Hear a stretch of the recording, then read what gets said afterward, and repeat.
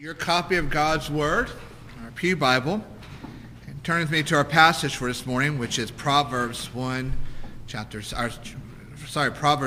verse 7. So our passage this morning, Proverbs 1, verse 7. A few months ago, we started, can't hear?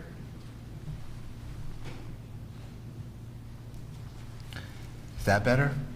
It's amazing when you turn something on when it works, right? So turn to Proverbs chapter 1, verse 7. Hopefully you can hear that now. A few months ago, at the beginning of summer, I believe around Memorial Day, we began our summer series on the book of Proverbs, and we're going to conclude that this morning and prepare next Sunday for our fall sermon series on the book of Nehemiah. But we have spent this summer looking at this book that is known as the book of God's wisdom. And it's a rather practical approach to wisdom, because wisdom is practical in of itself. We'll talk here a little bit more, a little bit here in a little bit longer, a little bit, however, we'll talk about it here in a few minutes.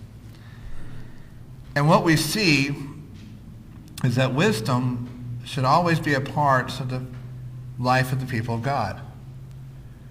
That how we think and what we think and how we live is of great importance to God. So great that he's given us an entire book on it. Now, we only made it through into the 6th chapter, and there's plenty more chapters to go. We'll maybe pick up on it again next summer.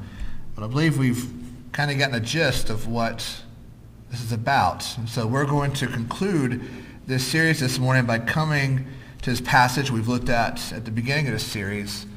And it's one of the passages in Proverbs that most of us are familiar with. When we think about verses we know from Proverbs or ones we've memorized.